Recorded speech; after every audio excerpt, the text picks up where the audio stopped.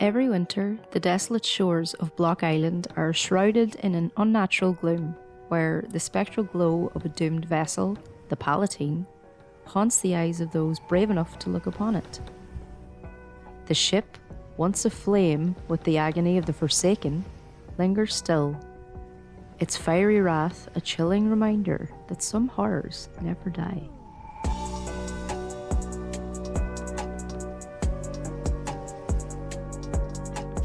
Beyond the infamous tale of the Palatine, the seas have long been haunted by other ghostly vessels, each bearing its own macabre legend. From the earliest mariner accounts, ghost ships have drifted through folklore like spectral warnings of death's icy hand. From Scandinavian and Germanic myth to tales whispered by sailors of phantom vessels glimpsed on misty horizons, they are dreaded harbingers of disaster. These legends speak not just to the fear of shipwrecks or storms, but to something deeper, an eternal wandering of lost souls, punished to roam the seas forever.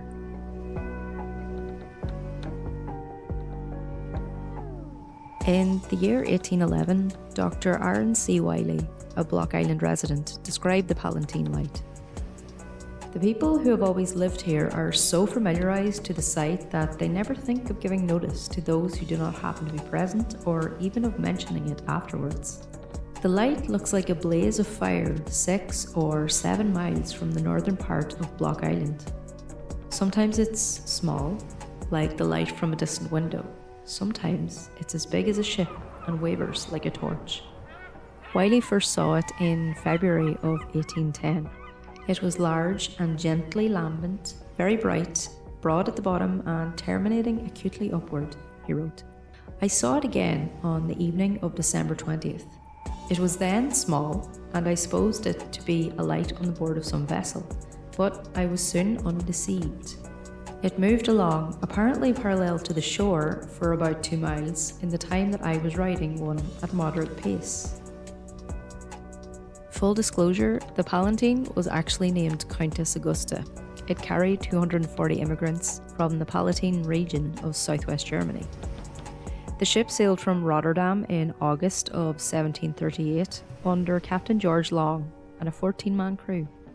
It headed for Philadelphia and Virginia. The voyagers had terrible luck from the outset.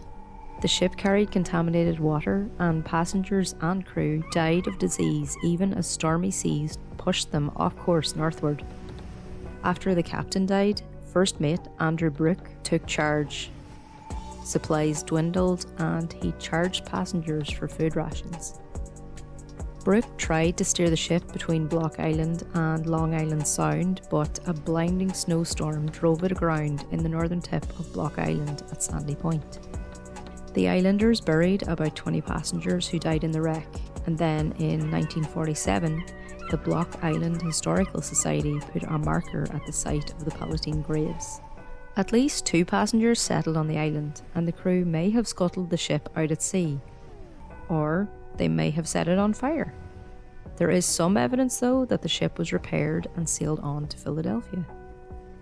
Another version is less flattering to the Block Islanders. Joseph P. Hazard told it to the poet John Greenleaf Whittier. In that version, the islanders lured the ship onto the shoals with a false light. They then murdered the starving, freezing passengers, set the Palatine on fire, and sent it out to sea to hide their crime. A passenger named Mary Vanderline, driven mad by her suffering, refused to leave her possessions. Every year between Christmas and New Year's, Block Islanders can see the ghost of the flaming ship and hear Mary Vanderline's screams above the surf. Benjamin Congdon, born around 1788, gave an explanation for the apparition, according to folklorist Michael Bell. About the burning Palatine ship, I may say that I have seen her 8 or 10 times or more. In those early days, nobody doubted her being sent by an almighty power to punish those wicked men who murdered her passengers and crew.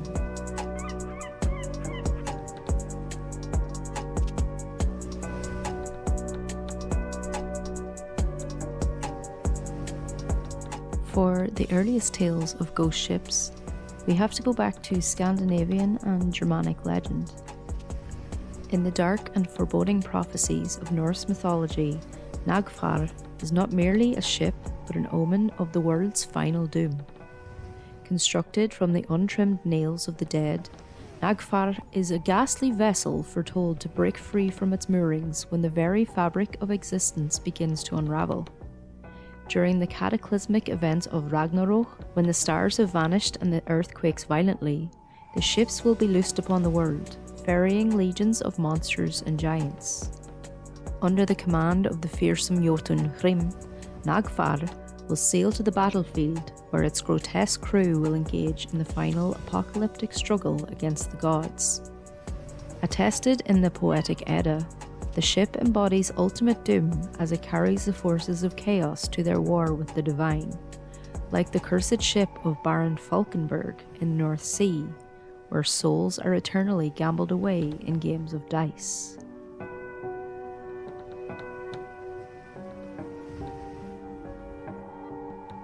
In a twist of fate, the Baron found himself summoned to a wedding, not of his own making, but of his estranged brother's. His brother, newly returned and suddenly affluent beyond measure, was to wed the woman whom the Baron had long pined for in secret. The revelation struck him like a cold, cruel dagger. His brother had not only surpassed him in wealth, but had also claimed the heart of his beloved. Though tormented by this bitter fate, the Baron resolved to maintain his composure, rationalising that the bride's choice was beyond his control and his poverty offered no contest. The wedding unfolded with the expected pomp and revelry, yet beneath the veneer of celebration, dark currents stirred. In a moment of provocation, the brother's hand transgressed against the Baron's dignity, sparking a primal fury within him. The Baron, driven to madness, seized a champagne bottle and shattered it upon his brother's skull, sending him lifeless to the ground. The bride's horrified scream shattered the mirthful atmosphere, prompting her to flee in terror. The Baron, desperate to make amends, pursued her with frantic declarations of love and pleas for escape. But her response was a stark refusal. She would rather meet death than share her life with him. Consumed by despair and rage, the Baron took her rejection to heart, and in a fit of grim resolve, he ended her life with a knife, sealing their tragic love in death's cold embrace. The commotion drew the horrified attention of the wedding guests, who soon uncovered the macabre tableau of violence and betrayal. As the guests' shock turned to pursuit, the Baron fled into the night, seeking solace along the desolate shore. There he encountered a spectral boatman who spoke with an eerie calm. Captain awaits you, Baron. With no place to turn and nowhere to hide, the Baron boarded the waiting boat, which then ferried him to a ghostly vessel looming in the distance. Upon entering this spectral ship, the Baron found himself bound in a harrowing fate of eternal wandering. For 6 centuries, he has been condemned to sail through the tempestuous North Sea, his vessel draped in ghostly grey and marked by a mournful yellow flag. On stormy winter nights, the vessel's grim silhouette is sometimes sighted, with the Baron eternally at the helm, locked in a ceaseless game of dice with the devil himself, forever cursed to navigate the icy waters in search of redemption that may never come. If this tale sounds familiar to you, you may recognise it from Pirates of the Caribbean. But what about the other infamous ship from that franchise?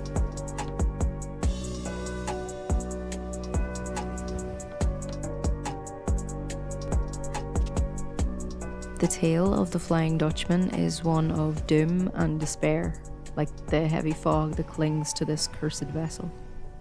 Once a proud sea captain, the Dutchman found himself caught in a deadly tempest while rounding the Cape of Good Hope. With winds howling and waves crashing, he swore an oath, a reckless defiance, that he would conquer the storm, even if it meant sailing until Judgment Day itself. But in those cruel winds, something darker than nature listened. The devil took his vow to heart, condemning the Dutchman to an eternity at sea, his soul trapped aboard that ship that would never find safe harbour.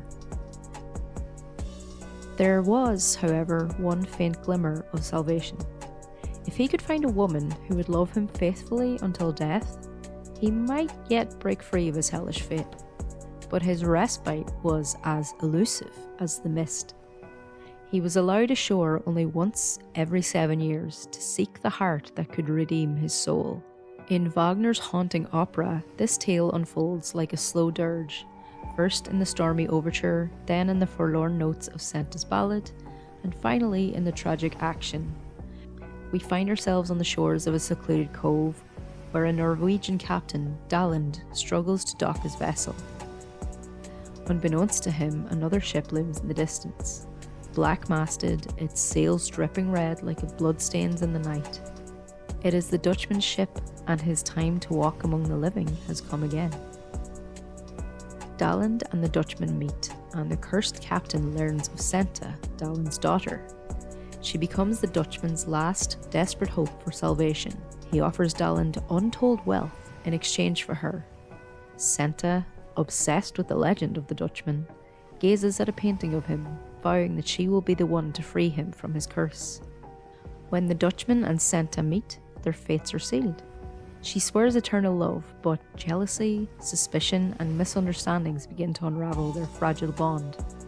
The Dutchman, overhearing a plea from Senta's former lover, believes her promise broken and retreats to the sea, resigned to his endless doom.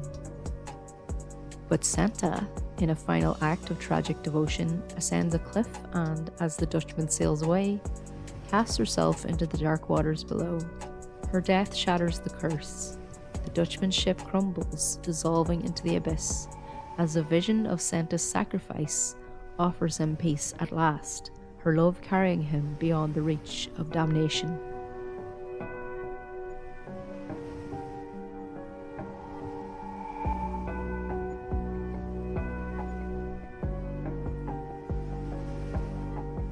While in these stories we have been referring to ghost ships, perhaps a distinction is needed. These phantom ships, ephemeral, glowing, ghostly, differ from ghost ships, which are no mere apparitions, but tangible, deserted vessels, drifting aimlessly across the waters, forsaken by their crews, yet eerily intact. Often they sail alone, as if moved by some unseen force, their empty decks haunted by a silence more chilling than any storm. No sign of life, no sign of struggle, only questions whispered on the wind. Among these vessels, the most infamous is the Mary Celeste.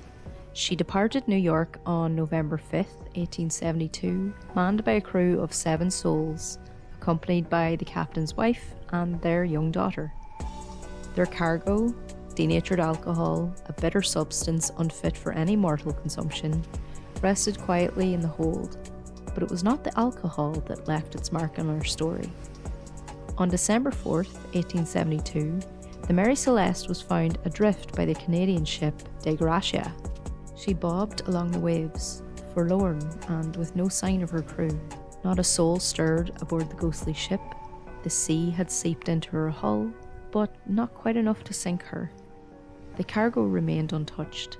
The only traces of life were the ship's log. Its final entry dated 9 days earlier, and the haunting remains of a meal prepared for a child, uneaten, left to rot in the still air. Tales of similar ghost ships stretch further back to the SV Sea brig of the mid-1700s, which beached itself on the Rhode Island shores. It too was abandoned, its crew having vanished without a trace. The coffee in the galley still boiled, but no human hand would ever drink from its cup. Theories about the fates of the Mary Celeste's doomed crew abound. Whispers of mutiny, madness, even murder. Perhaps the crew succumbed to drunken hysteria, driven mad by the alcohol that sloshed in the belly of the ship. Or perhaps the captain of the De Gracia, who found the vessel adrift, was not so innocent as he seemed. Some speak of an unholy pact, a scheme between 2 captains entwined in a dance of greed and death. Whatever the truth may be, the Mary Celeste sailed into legend, leaving only her ghost behind to drift upon the eternal sea.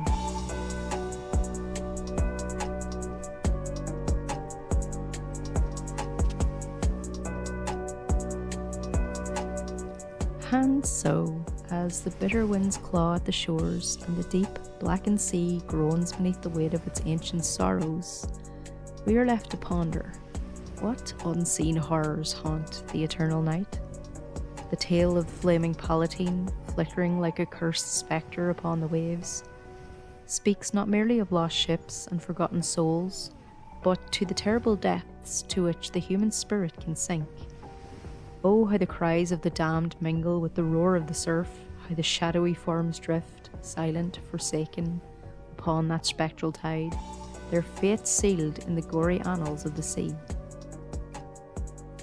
The ocean, my dear listeners, is a graveyard, endless and unfathomable, and within its cold embrace lies truth too terrible to comprehend. The ships that wander, hollow and bereft of life, are but the phantoms of our darkest imaginings, damned to sail on forever beneath the pall of an uncaring moon. As the flames of each ship's ghostly inferno burn brightly into the void, we too must consider the madness that lurks in our hearts, the shadows that wait beyond the horizon. Until we meet again, listener, may you sleep soundly, if you dare, but know this, the ship keeps its dead, and in the depths of night, they keep you too. Thanks for listening, and fuck yeah, folklore. Fuck yeah, folklore.